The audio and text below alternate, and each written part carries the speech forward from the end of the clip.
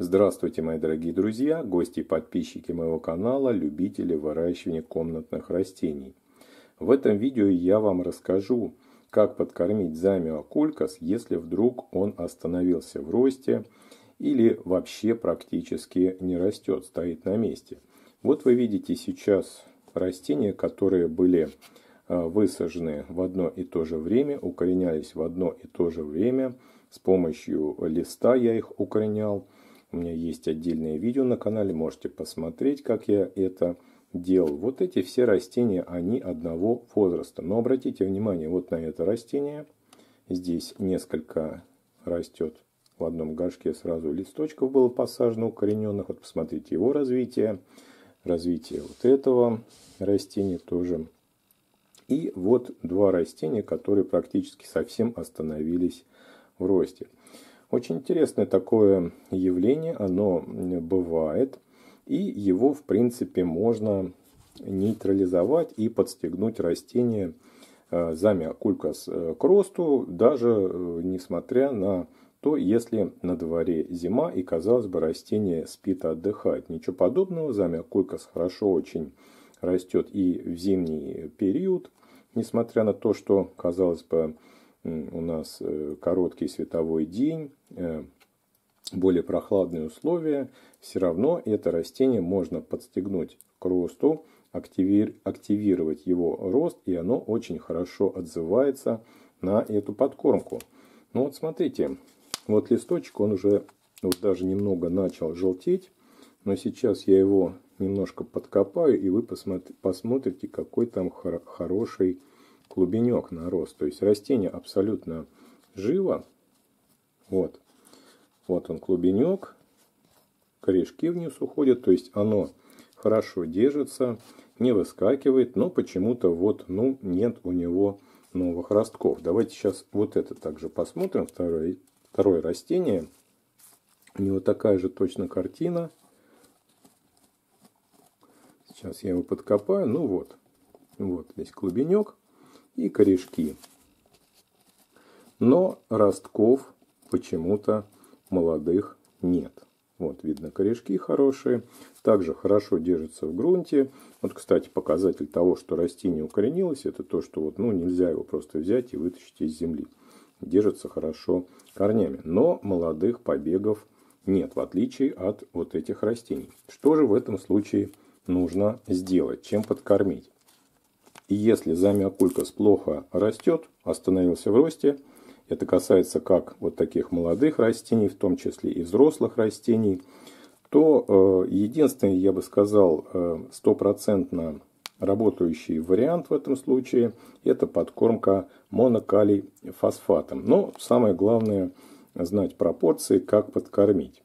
Итак, вот у меня такой вот пакетик небольшой.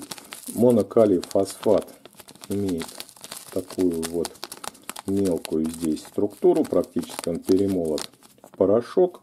И я приготовил литровую лейку. В нее я добавлю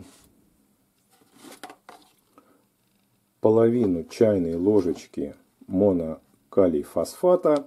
И вот этим составом сейчас подкормим растения. Я буду подкармливать и хорошо растущие Замио Колькасы, и те, которые у меня остановились в росте. Беру небольшое количество монокалий фосфата и высыпаю его в лейку с водой. Напомню, что здесь у меня 1 литр воды. Монокалий фосфат очень хорошо растворяется в воде, и буквально через 2-3 минуты раствор готов к применению. Подкормку монокалий фосфатом нужно проводить достаточно аккуратно, и я не рекомендую превышать рекомендованные дозы удобрения, так как, несмотря на то, что это все-таки не азотное удобрение, но все-таки удобрение минеральное, поэтому высокими дозировками можно в том числе и обжечь корни, то есть принести растению вред, нежели пользу.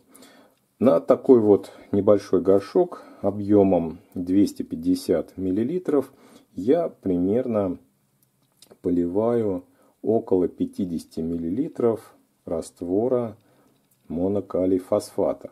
На горшок большего объема, вот здесь примерно 3 литра, вот здесь 2 литра, соответственно, я добавляю побольше. Такую подкормку можно проводить один раз в 2 недели, в том числе и в зимний период.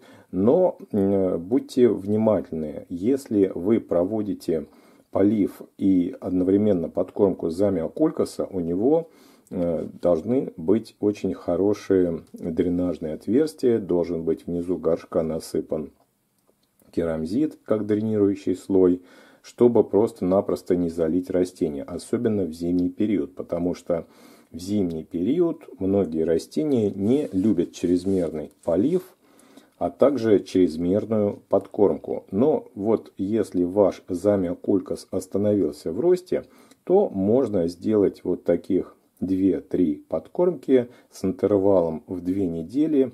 И я уверен, что вы заметите результат, он будет хорошо виден, ваши растения тронутся в рост. Ну, конечно, в первую очередь замиокулькас. Этим же удобрением можно подкормить и другие растения, но нужно, конечно, понимать, что многие все-таки из них находятся в покое, поэтому излишние дозы удобрения все-таки им могут нанести вред. И такие подкормки, особенно содержащие азот, лучше отложить до весны. Надеюсь, данное видео было вам интересно и полезно. В комментариях вы можете задать вопросы, а также поделиться вашим опытом выращивания замиокулькаса в ваших условиях. Всем большое спасибо за просмотр. Хорошего вам цветения.